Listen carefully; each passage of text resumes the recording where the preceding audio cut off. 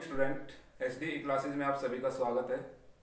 जैसा कि आप जानते हैं बेटा पहले से ही कि हमारी हिस्ट्री की बुक चल रही है, उसमें जो second chapter the age of the industrialisation चल रहा है और हमने कल तक जो पढ़ा उसमें हमने यूरोप में इंडस्ट्रियलाइजेशन के बारे में पढ़ा था, जिसमें आज हम अपने आगे एक टॉपिक स्टार्ट करते हैं। इसी का एक लास्ट टॉपिक बचा था बेटा, लाइफ ऑफ वर्कर्स। आप अपनी बुक्स ओपन करेंगे, अगर आपने बुक रीड की है तो आपको पता होगा कि हमारा जो फर्स्ट लेक्चर है वो कहाँ तक कंप्लीट हुआ था। इसका जो सेकंड लेक्चर हम ले रहे हैं बेटा इसमें आता है लाइफ ऑफ वर्कर्स। इसमें अगर हम बात करते हैं मजदूरों का जीवन, हम यहाँ पर यूरोप मीन्स ब्रिटेन के बारे में ही पढ़ रहे हैं। बेटा आप जानते हैं कि जब हमने लेसन की स्टार्टिंग की थी तो उस समय हमने कहा था कि जो ब्रिटेन में ओपन फील्ड्स थे उनको इनक्लोज फील्ड्स में क्या किया गया था, कन्वर्ट किया गया था, जिससे रूरल एरियाज में काफ़ी अनएम्प्लॉयमेंट्स थी, जिस वजह से न्यू मर्चेंट्स और न्यू ट्रेडर्स जब कंट्री साइड एरिया की तरफ गए तो बेटा वो न्यू मर्चेंट्स और न्यू ट्रेडर्स के लिए वर्क करने के लिए क्या हो गए, एग्री हो गए। लेकिन जैसे ही यूरोप में इंडस्ट्रियलाइजेशन मीन्स फैक्ट्री का आना शुरू हुआ, जो मॉडर्न इंडस्ट्रियलाइजेशन प्रोसेस स्टार्ट हुआ, तो बेटा रूरल एरियाज में भी अनएम्प्लॉयमेंट्स क्या हुई और ज़्यादा बढ़ गई।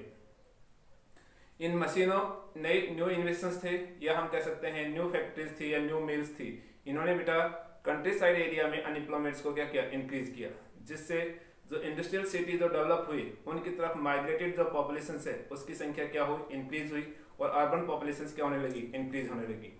तो शहरों में हम बात करते हैं सरप्लस लेबर थी। उस समय ब्रिटेन में जैसे इंडस्ट्रियलाइजेशन प्रोसेस स्टार्ट हुआ तो वहां पर बेटा लेबर है वो क्या थी, सरप्लस थी। लेबर सरप्लस होने के साथ साथ जब बेटा मजदूर वहां बहुत ज्यादा मात्रा में पहुंचने लगी तो बेटा जो जॉब्स हम बात करते हैं अपॉर्चुनिटीज थी वो सभी के लिए या जॉब पाना सभी के लिए आसान कार्य नहीं था। जिन लेबर्स या जिन मजदूरों के रिलेटिव या फ्रेंड्स अगर पहले से किसी कंपनी या किसी जॉब में हैं तो उनको जॉब मिलने के चांस क्या थे, ज्यादा थे पहले। और लेकिन जिनके कोई रिलेटिव या फ्रेंड्स वहां पर नहीं है शहर में किसी भी जॉब में, तो बेटा उनको जॉब मिलने का चांस क्या था, कम था। तो इसी में वही बात है, the actually the possibilities of the getting a jobs the depend of relations, क्योंकि बाजार में शहरों में आना तो आसान था लेकिन वहां जॉब पाना इतना आसान नहीं था। अगर किसी को जॉब मिलने की जो संभावनाएं वास्तविक रूप से ज्यादा थी, तो अगर किसी के रिलेशंस में फ्रेंड्स या रिलेटिव्स वहां हैं तो उनको जॉब मिलने की क्या संभावना ज्यादा थी।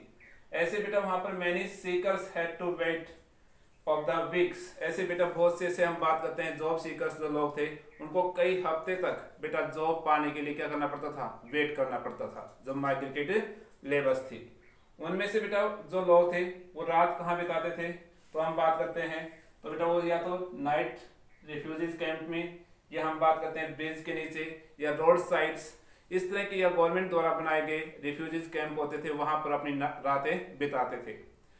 इसके साथ साथ इसमें लेबर्स में और भी देखने को मिला कि यहाँ पर जो हम बात करते हैं जब बहुत से ऐसे लेबर्स थी तो बेटा सीजनल इंडस्ट्रीज में क्या करती थी, वर्क करती थी। जब सीजनल इंडस्ट्रीज क्या हो जाते थे, क्लोज हो जाते थे, तो उनमें से कुछ लेबर्स बेटा कंट्री साइड एरिया की तरफ क्या करती, मूव करती, क्योंकि वहां पर कंट्री साइड एरिया में उस समय हार्वेस्टिंग का टाइम होता था और उनको वहां पर जॉब्स मिलने की संभावना रहती थी। जबकि कुछ वहां हम बात करते हैं अपने वहीं पर रह करके शहर में ही पुराने और नए जॉब्स ढूंढने का क्या करते, प्रयास करते। तो इस प्रकार से हम देखते हैं कि बेटा जो वर्कर्स का जो जीवन था वो भी काफी संघर्षपूर्ण था ब्रिटेन में। आज हम इसी में एक आपके टॉपिक है बेटा spinning jenny machines. Spinning jenny machines अगर हम बात करते हैं, इस मशीन्स का आविष्कार बेटा जेम्स हारग्रीव्स ने इन 1764 में किया था। स्पेनिंग जेनिंग मशीन्स का आविष्कार किसने और कब किया, तो इसमें जेम्स हारग्रीव्स ने 1764 में किया था। ये एक ऐसी मशीन थी कि एक व्यक्ति, एक पर्सन बेटा क्या करता है, turning one the single wheels, एक पहिए को घुमा करके ही a workers could set in the motions a number of the spindles and the spins the many threads at the same the times। Means एक ही समय एक ही व्यक्ति या एक वर्कर्स बेटा पहिए को घुमा करके एक साथ बहुत से स्पिंडल्स को मोशंस प्रदान कर सकता था, जिससे बड़े पैमाने पर बेटा एक साथ कई धागे या हम बात करते हैं थ्रेड्स का फॉर्मेशन हो सकता था। इस मशीन्स ने बेटा जो लेबर डिमांड्स को क्या किया, रिड्यूस किया, और इस हम बात करते हैं धागे निर्माण कार्य में अधिकतर बेटा इंग्लैंड में वुमेन्स वर्कर्स इनेज थी।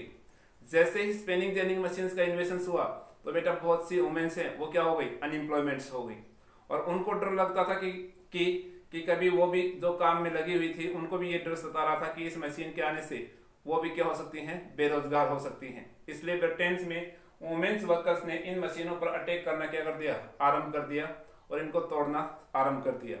क्यों किया? क्योंकि उनको बेरोजगार होने का डर सता रहा था। तो यहां तक आपके आज हमारा जो टॉपिक्स कंप्लीट होता है बेटा प्रोटो इंडस्ट्रियलाइजेशंस और बेटा coming of the factory in Europe or Britain. अब हम आज स्टार्ट कर रहे हैं अगला topics the age of the Indian textiles, means बेटा भारतीय कपड़े का युग। भारतीय कपड़े का युग अपने देश की बात कर रहे हैं हम, तो इसमें आप पाएंगे कि बेटा जब ब्रिटेन में इंडस्ट्रियलाइजेशन प्रोसेस स्टार्ट नहीं हुआ था, जब ब्रिटेन में मशीनी उत्पादन शुरू नहीं हुआ था, उस समय इंटरनेशनल ट्रेड का जो सेंटर था वो इंडिया था बेटा।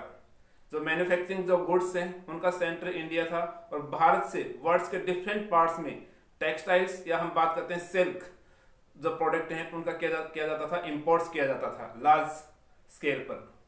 पूरी हम इसमें देखते हैं कि जो silk and the cotton goods dominated in the international markets.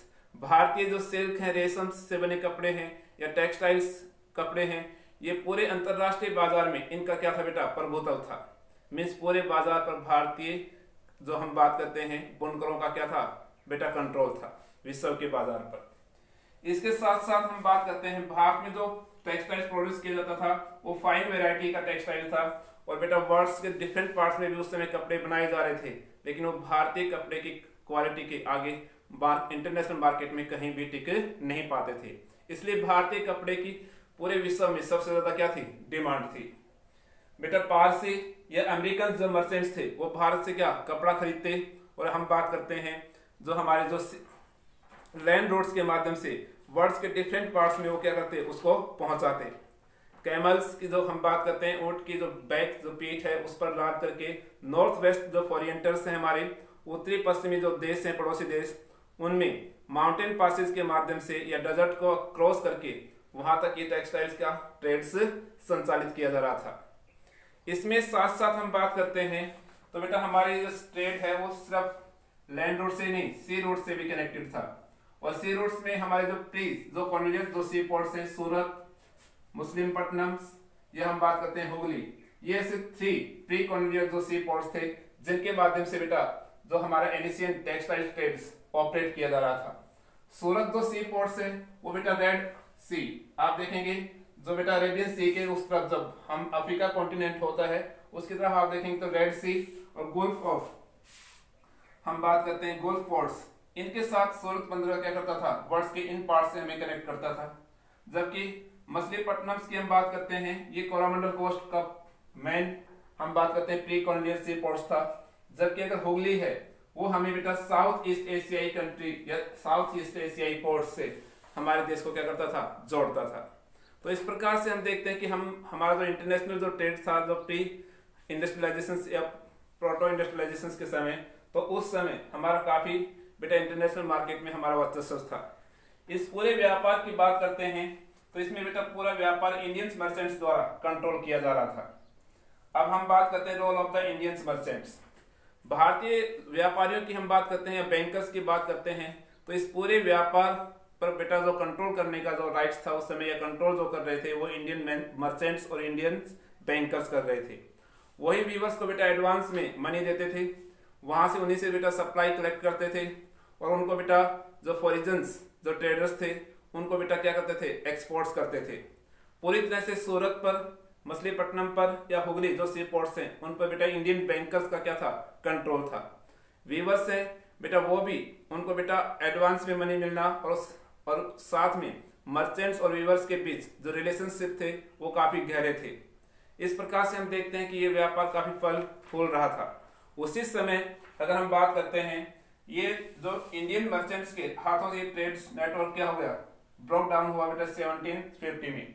तो इसका क्या कारण थे, क्योंकि यूरोपियन कंपनियां जब भारत आई तो उन्होंने बेटा सबसे पहले क्या किया, अपने इस व्यापार के लिए उन्होंने कई प्रकार की जो पावर्स अधिकार शक्तियां क्या की, गेन की। कहां से, लोकल्स जो कोर्ट रूम से या राज्यों के जो राजा होते थे उनके राज दरबार से।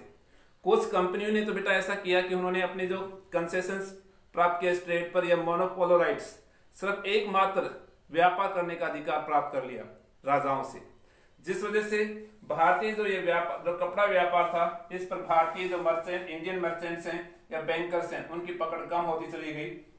साथ साथ इन्होंने बेटा जो व्यापार जो यूरोपियन कंपनियां थी उन्होंने हमारे जो प्री कॉलोनियल जो सी पोर्ट्स हैं उनसे व्यापार स्टार्ट नहीं किया, क्योंकि उनको पता था कि इन पोर्ट्स पर इंडियन मर्चेंट्स और इंडियन बैंकर्स का कंट्रोल है, इसलिए उन्होंने बेटा न्यू सी पोर्ट्स डेवलप किए। और न्यू सी पोर्ट्स में हम बात करते हैं सूरत के स्थान पर उन्होंने बॉम्बे, हम बात करें मछलीपट्टनम के स्थान पर बेटा मद्रास और हुगली के स्थान पर कोलकाता, जो हम कह सकते हैं कॉर्नेलियस जो सी पोर्ट्स डेवलप किए गए। और इन सी पोर्ट्स के माध्यम से उन्होंने व्यापार क्या किया, शुरू किया, जिससे बेटा इंडियंस मर्चेंट्स हैं या इंडियंस बैंकर्स हैं वो कॉलपेस या बैंकक्रप्ट्स हो गए और इनकी पोजीशंस लगातार क्या होती चली गई, कम होती चली गई और यूरोपियंस कंपनियों की पोजीशंस क्या होती चली गई, बढ़ती चली गई, जिससे हमारे जो प्री कॉलोनियल जो सी पोर्ट्स हैं उनकी इंपॉर्टेंस भी क्या हो गई, कम हो गई। इस प्रकार से हम कह सकते हैं कि भारतीय कपड़े व्यापार पर धीरे धीरे बेटा यूरोपियंस कंपनियों ने क्या कर लिया, कंट्रोल कर लिया। तो आज हमारा टॉपिक इतना ही रहेगा। हमने पढ़ा बेटा लाइफ ऑफ द वर्कर्स, आप अपनी बुक में जरूर पढ़ेंगे और इसके नोट्स बनाएंगे।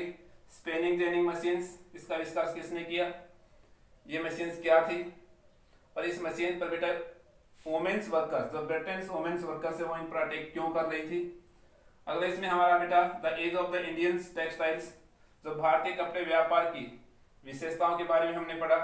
फिर भारतीय कपड़े व्यापार में इंडियन मर्चेंट्स और इंडियन बैंकर्स का क्या रोल था, और बेटा उसके बाद इंडियन जो ट्रेड है टेक्सटाइल ट्रेड है उसका नेटवर्क कम कंट्रोल्स, जो हम बात करते हैं इंडियन मर्चेंट से या इंडियन ट्रेडर्स से बेटा कंट्रोल्स कम होता चला गया, तो इसके क्या कारण थे।